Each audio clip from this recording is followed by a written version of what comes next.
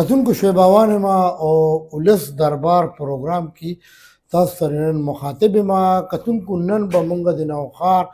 چې کوم لوی هسپتال نه دی او ډي کیټګري والا هسپتال نه دی چې کوم کې فقدان دی د هر څه هغې په باره کې مونږ خبره کوو نو لومبی که مونږ وګورو نو د ډسټرک هسپتال نوښار ډي ایچ کیو هسپتال چې ودی د دې ایم ایس خو بدل شو ایم ایس بل رالو هغه سنسه سیستم ډېر زیات ښه کو پوه شوې سنسه سیستم یې ښه کو خو چونکې په ډي ایچ کیو هسپتال کې چې کومه سیاسي مافیا چې کوم ناست دي کوم ملازمین ناست دي هغه مافیا ده هغه لکه ایم ایس مخکې کار ته نه پرېږدي او هغه دا مطلب ده چې موږ څه کوو بس هغه به کوو که موږ جیب کې دوایي اچوو که پیسې په جیب کې اچوو خو تاسو به موږ ته څه نه وایي نو هغه مافیا چې کومه ده نو هغې د لاسه لکه اوس هم د هسپتال کې مشکلات ډېر زیات دي دویمه خبره که زه وکړم د قاضي حسین احمد د هسپتال نو قاضي حسین احمد هسپتال کې مونږ ګورو هر طرف نه په سوشل میډیا باندې راځي چې دې کې دا نشته او دې کې دا نشته که نه خو اصل وجه که مونږ تاسو ته وښیو نو اصل وجه دا ده چې د صوبایي ګورنمنټ د طرفه دلته کې که څه راغلي دي نو یا به پیناډال راغلي ډېر په مینتونو په زارو او یا به ستنې راغلي او چې کوم مشینان خراب دي نو په هغې باندې فنډونه لګي صوبایي ګورنمنټ چې کوم دی نو هغې ته بالکل متوجه نه دی که سابقه وزیر اعلی مونږ وګورو علي امین ګنډاپور د وختو دلته په دې هسپتالونو کې چې کوم د ادویاتو فقدانو بالکل سنو نو هغه فقدان چې کوم دی نو هغه څه نه څه خو دغه شو هسپتالونو ته ستنې رالې او د ادویات رالل خو نور چې د ټسټونو چې کوم مشینریانې دي هغه ډېرې زیاته ناکاره دي نو په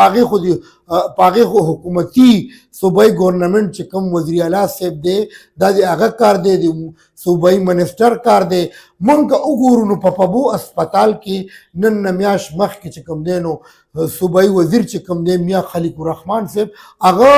درې مزدې د دوایانو راستولې وي چې هغې کې هر قسم ویکسینیشن او په هغې کې د هغه مقامي امپیګانو منډه تړوالي وه اشفاق هم پکې منډه تړوالي وه ذوالفقار هم پکې وه نو هغې ته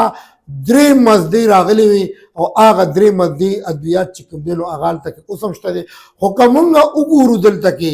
د ماڼکي ډي کیټګري هسپتالونو د ماڼکي د نظامپور پوه شوې د اکوړه خټک نو دلته کې چې کوم دی نو نه خو سټاف برابر دی او نه ویکسینیشن شته دی په مشکله به هلته تاسو ته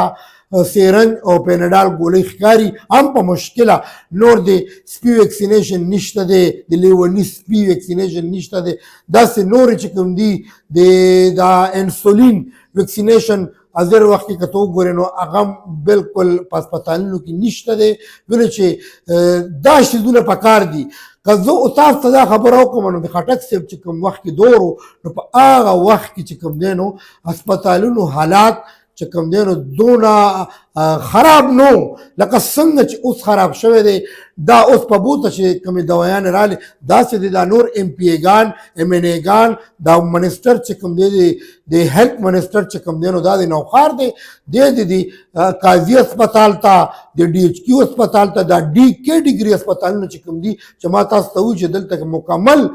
فقدان دی او د سټاف هم مسله ده د هر قسم مسله ده ویکسینیشن نشته دی که یو سړی لیوني سپي که څوک وخوړله نو هغه بیا ویکسینیشن ته کم دی دی به ورته وایي چې دی ډایرکټ به ایل آر ایچ ته ځئ نو تر کومه پورې به مونږ ایل آر ایچ ته ځو داسې مریضان د نظامپور دي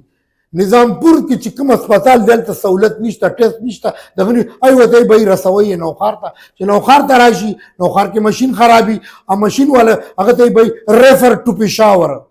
ریفر ټو مردان نو دا ریفر ټو مردان او ریفر ټو پېښور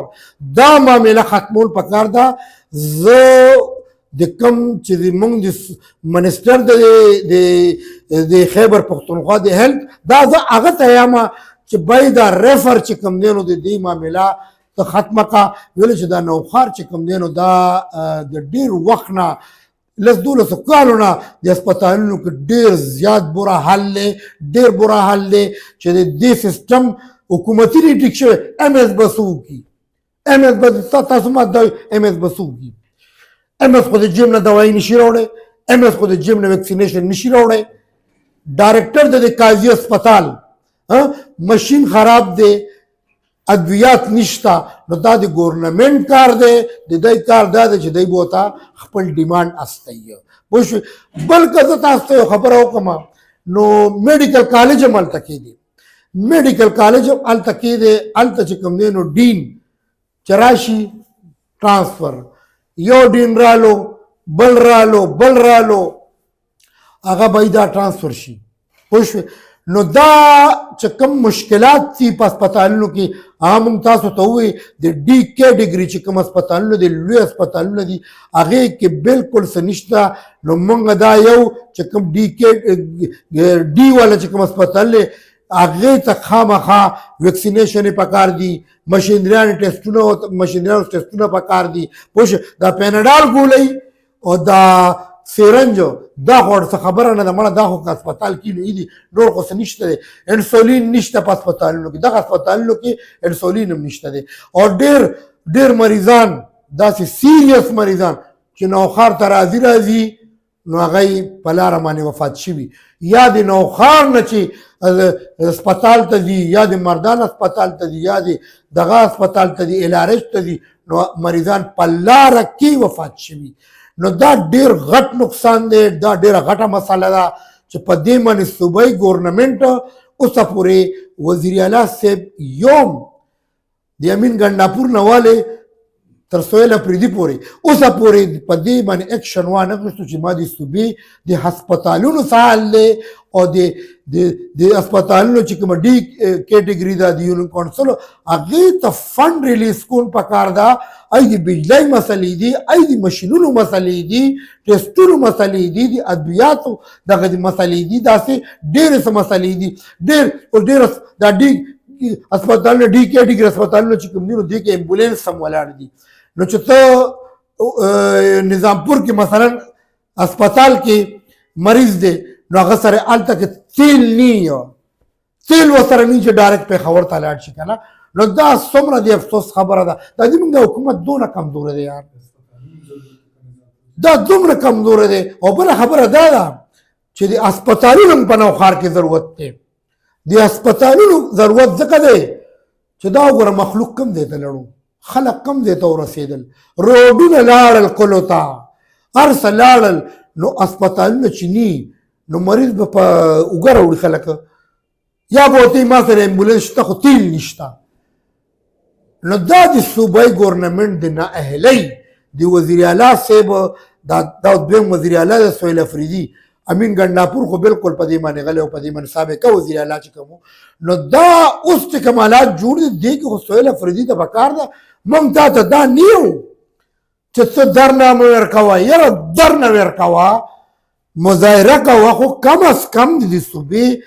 خلکو تاسو ته منډیټ درکړی دی تاسو ته اوټ درکړی دی ته به د دوی د بچو د ایجوکیشن هم خیال ساتې ته به د هسپتال هم خیال ساتې دا خو نه چې بس چلو اسلام آباد چلو په دې خو کار نه کېږي په دې کار نه کېږي زموږ هسپتالونه تباه او برباد دي دا ځکه ما تاسو ته دا خبرې کولې خبرې خو موږ ډېرې وکړې ډېر وخت نه لګیا